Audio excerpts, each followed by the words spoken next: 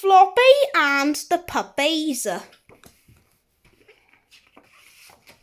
Gran wanted a pet, so all the children went to the pet shop to help her choose one. Gran gave Floppy a bone to keep him happy while they looked around. The shop was full of cute and cuddly animals like rabbits and chinchillas, but Gran had spotted the pet she wanted, a great big snake. Are you sure, Gran? Asked Chip nervously. Absolutely, replied Gran. Floppy walked over to the snake's tank and had a look in. I do wish she'd at least choose a pet without fangs, he thought. The key on Floppy's collar started to glow. Suddenly, Chip, Gran and Floppy were sucked into a vortex of dazzling colours and lights. They were whizzing round and round, faster and faster. They found themselves by an old bungalow. They looked around. A cat appeared. I'm Cutesy Kit, it said. If you're looking for Mrs. Barking, she's up there. Gran, Chip and Floppy walked over to the bungalow, but not before Cutesy Kit had taken a swipe at Floppy. Not as cutesy as she looks, if you ask me, thought Floppy. Brenda Barking was on the roof of the bungalow, feeding the squirrels. When she saw Chip and Gran approaching, she climbed down her ladder to meet them. Welcome to my animal rescue centre. I see you've brought me a poor little stray dog, she said, looking at Floppy. She took Floppy into the bungalow, followed by Gran and Chip. In the kitchen, Brenda showed them two adorable-looking puppies. I'm Tom, said the first puppy. It's so nice to meet you. And I'm Dick, said the second one. Brenda looked at Floppy. I shall call you Harry, she said. Floppy wasn't too happy about that idea. Brenda stroked Tom and Dick. Harry will have a marvellous time with them until I find him a new home, she said. A new home? Cried Chip in alarm. Brenda turned to walk out of the door. You have a look around. I'll be with you in a minute, she said. As soon as she'd left, Chip turned to Gran. We can't leave Floppy, he said. We're not going to, dear, Gran reassured him. We'll be back after we've seen the other animals. As soon as they were alone, Tom and Dick transformed from cute puppies to snarling beasts. Give us a bone, growled Tom, edging towards Floppy. Drop it, slobby chops, snarled Dick, showing his sharp teeth. Floppy was so frightened, so he dropped his bone and crept away. Tom and Dick immediately began gnawing at the bone. Dick bit it in half so they could have a piece each, and Tom grabbed his half and tossed it above his head. The bone flew through the air and knocked a pie right off the kitchen table and onto Floppy's head.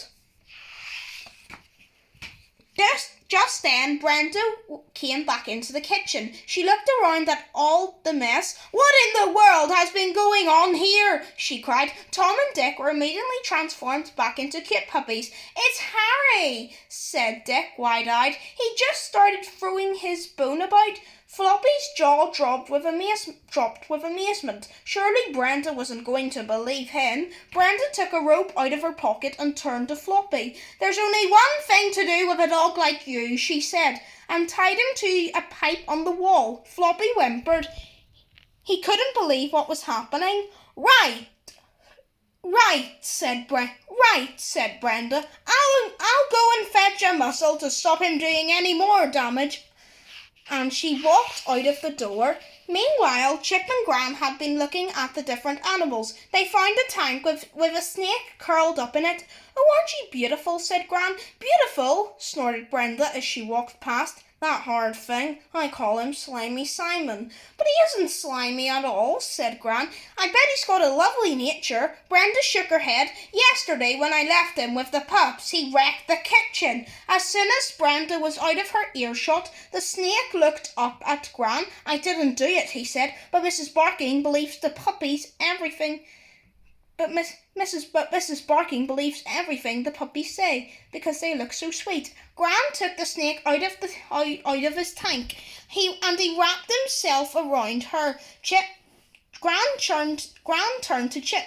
Come on, she said. We're going to see what those puppies are up to. The puppies certainly weren't being very sweet at that moment. Tom and Dick had pulled all the food of the kitchen table and onto the floor. They chewed Floppy's rope to make it look as if he'd made the mess. Floppy went and cowered under the table. He was fed up. "Those little monsters!" cried Gran as she and Chip looked through the kitchen window. "I'm going to rescue Floppy!" But Chip stopped her. "No, Gran," he said. Mrs. Barking thinks those puppies are sweet. She's got to see what they're really like or she'll blame Floppy." So they called Brenda over to see with her own eyes what her puppies were up to. Brenda was horrified at what she saw. Tom was chomping his way through a whole roast chicken, and Dick was chasing a terrified Floppy round and round the kitchen table. Brenda, Gran and Chip marched into the kitchen. "Hold it right there!" Brenda shouted. Tom and Dick were once transformed into lovable little puppies. "Look what he's done," said Dick, looking at Floppy. "We couldn't stop him." But Brenda seen what the puppies were really like. She grabbed Tom and put the muzzle on him. Then she looked at Dick and tied him up to the water pipe. "That'll teach you a lesson, you wicked little beast," she said. Brenda took the snake from Gran, then she gave Floppy a big blow. "If ever a dog deserved an enormous bone, it's you," she said. Chip and Gran looked at Floppy. "The key's going," said Chip. "We're going," thought Floppy. Back at the pet shop, Mrs. Robinson and the other children were waiting outside. Chip and Floppy walked out with Gran, who had an enormous snake wrapped around her. "Good heavens," said Mrs. Robinson. "I think I'll call him Simon," said Gran. "Don't worry," said Chip to the others. He's not as scary as he looks." Gran climbed onto her motorbike. "Let's all go home so you get to know him properly," she said. Then she turned to Simon. "Who's a pretty boy then?" she said with a smile. The end.